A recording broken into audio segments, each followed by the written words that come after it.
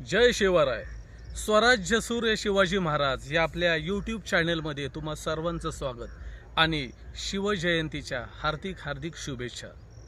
जे जगाला जमलं ते शिवछत्रपतींनी कधीच केलं नाही आणि जे शिवरायांनी केलं ते जगाला कधीच जमलं नाही आणि म्हणूनच मानाचा त्रिवार मुजरा आजही जातोय फक्त शिवछत्रपतींनाच. मित्रांनो, आजच्या शिवजयंतीच्या मुहूर्तावर म्हटलं कोणत्या विषयावर बोलावं. आता शिवचरित्र म्हणजे इतकं मोठं आहे आणि त्याला किती महिने किती दिवस आपण सलग जरी बोलत बसलो आणि ऐकत बसलो तरी ते मन न भरून येणारं असं ते प्रकरण आहे. पण तरी त्यातल्या त्यात आज विचार करून एक विषय मी ठरवला आहे आणि तो म्हणजे शिवरायांनी निर्माण केलेलं स्वतःचं सशस्त्र आरमार. आता तुम्हाला असं वाटायला रे याच्यात वेगळं काय, आरमार निर्माण केल्याच्यात वेगळं काय, तर त्याची पार्श्वभूमी जर आपण बघितली तर आपल्या लक्षात येईल की किती मोठा सामाजिक क्रांती किंवा किती मोठी एक राजकीय उलाढाल महाराजांच्या एका कृतीतून झालेली आहे. त्याचं कारण असं की 400-500 वर्ष सत्ता असणाऱ्या हिंदुस्थानात सत्ता असणाऱ्या या सुलतानांनाही जे जमलं नाही की जे आरमाराचा उपयोग किंवा समुद्रावर असणाऱ्या किल्ल्यांचा उपयोग जे फक्त हज यात्रेसाठी करत होते ते कुणाचा वापर करायचे, तर हे सिद्धीचे जे जिंजीचे सिद्धी किंवा इंग्रज पोर्तुगीज हे जे दर्यावर्दी लोक होते यांचा ते वापर करायचे आणि ते फक्त म्हणायचे बाबा आमची हज यात्रेसाठी आमची व्यवस्था कर, बाकी तुला आमच्याकडून ज्या सुविधा हव्यात त्या आम्ही तुला दिल्या. म्हणजे त्या औरंगजेब आणि त्याच्या आधीच्याही पिढ्या त्यांनाही जे जमलं नाही ते महाराजांनी केलं आहे. मग परत असं वाटेल की अरे म्हणजे काय केलं, तर जो हिंदुस्थानचा बादशाह आहे, जो हिंदुस्थान ज्याच्या ताब्यात आहे असा एक बादशाह आणि इथं त्याच्यासमोर महाराजांचं स्वराज्य, आपलं स्वराज्य हे फारच छोटं होतं आणि ते होतंच. परंतु महाराजांनी तिथं असा विचार नाही केला की अरे तो हिंदुस्थानचा बादशाह त्याला जमत नाही तिथं मी हात का घालावा. नाही, स्वतःची क्षमता ओळखल्यानंतर असे प्रश्नच पडत नाही. आपल्याला महाराजांकडून या अशा अशा गोष्टीतून हे शिकायचं की स्वतःची क्षमता महाराजांना माहिती होती. त्यांनी विचार केला की माझं स्वतःचा आरमार असणार, माझ्या स्वराज्याचा आरमार असणार, कारण ते आरमार असेल तर समुद्र किनारपट्टी सुरक्षित राहील आणि पर्यायाने माझं स्वराज्य सुरक्षित राहणार आहे.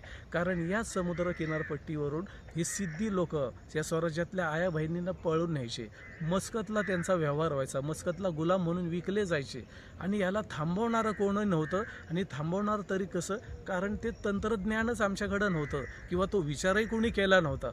महाराजांनी पहिला तो विचार केला, त्यामुळं त्यांनी आरमाराची निर्मिती केली. बरं, ते करण्यासाठी जे तंत्रज्ञान लागतं त्याचं तरी कुठं, त्याचे ज्ञानी लोक तरी आपल्याकडे कुठं होते.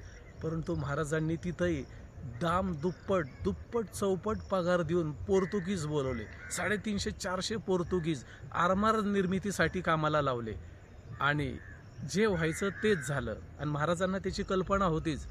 ही गोष्ट जेव्हा पोर्तुगीज व्हायसरायला कळाली त्यानंतर त्यांच्यात गोव्यामध्ये बैठक झाली की छत्रपती शिवाजी राजे असा आरमार निर्माण करत आहेत आणि त्याच्या बांधणीसाठी पोर्तुगीज लोक त्यांनी घेतलेत.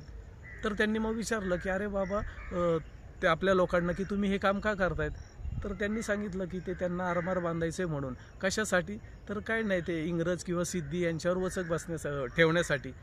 तेव्हा ते व्हायसराय म्हणतोय अरे उद्या त्यांच्यानंतर आपल्यावरही वचक ठेवणार नाही, हे कशावरून, आजताल तसे निघून या, शिवाजी राजांना मदत करू नका. आणि एके दिवशी एके रात्री कुणालाही न सांगता हे सर्व पोर्तुगीज फरार झालेले आहेत. अर्थात महाराजांना यंदा याची पूर्वकल्पना होतीच, त्यामुळे त्यांनी आपल्या लोकांना आधीच सांगून ठेवलं होतं की तुम्ही त्यांच्याकडून जितके दिवस काय ती लोक काम करतील त्यांची कामाची बद्दल ते सगळं तंत्रज्ञान आत्मसात करा, कारण ते आपल्याला पुढं हे काम जर पुढं न्यायचं आहे तर ते आपल्यालाच करावं लागणार आहे. आणि तसंच झालं, आपल्या लोकांनी ते तंत्रज्ञान शिकले आणि त्यानुसार पुढचं आरमार निर्माण झालं. त्यानंतर कुठलीही परकीय मदत न घेता आपल्या स्वराज्यातल्या याच लोकांनी हे एवढं मोठं आरमार निर्माण केलं.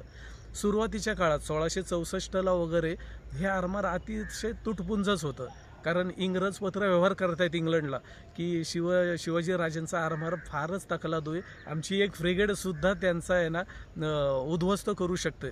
आणि ते होतंही तसंच, कारण कोणत्याही नवीन कामाची सुरुवात ज्यातला काहीही अनुभव नाही आहे अशा कामाची सुरुवात ती थोडी अशी तकलादू असतेच.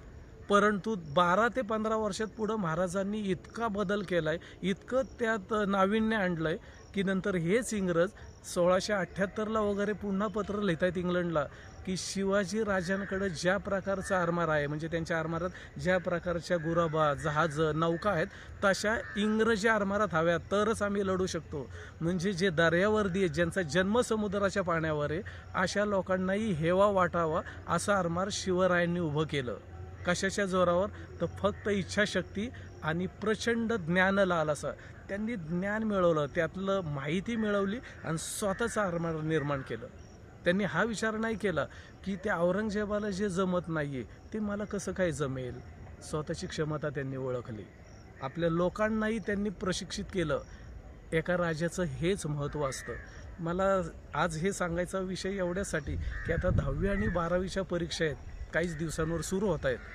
तर पारंपरिक पद्धतीने शिक्षण आपण घेतोच आहोत, पण त्याच्यात आज काळाची गरज काय आहे, आज कुठला अभ्यासक्रम जगाला हवा आहे, जगात कशाची मागणी आहे, त्याचा जर विचार करून आपण जर त्या क्षेत्रात गेलो तर आपणही काळाबरोबर चाललो असंच होईल आणि आपणही शिवरायांकडून काहीतरी शिकलो असा त्याचा अर्थ होईल. नाहीतर मग आपली मुलं, आपल्या मुली ह्या का मागे राहत आहेत? आपल्याला त्याची माहिती नाही आहे. आज जगाला कशाची गरज आहे आपल्याला जास्त माहिती नाहीत. उदाहरणार्थ आर्टिफिशियल इंटेलिजन्स असेल, डाटा सायन्स असेल, किंवा सायबर सिक्युरिटीज आहे, किंवा आता नवीन ते ChatGPT येतं आहे, याच्याविषयी आपल्या मुलांना काही विशेष माहिती नाही आहे. मला वाटतं त्याच्याविषयी माहिती घेऊन आपल्याला त्यात काय करता येईल का, हा विचार केला तर आपली मुलं आज काळाच्या बरोबर चालतील, आज जगाच्या तोडीस तोड देणारी ठरतील. आणि ते आपल्या रक्तात आहे, कारण ते शिवरायांनी आपल्याला सिद्ध करून दाखवलं आहे. आणि म्हणूनच आजच्या या शिवजयंतीच्या या छान ह्या उत्सवाच्या निमित्तानं मला हे सांगावं असं वाटलं. म्हणूनच शिवचरित्रातून प्रेरणा घेऊयात आणि उत्कर्ष करूया राष्ट्राचा आणि स्वतःचाही. जय शिवराय.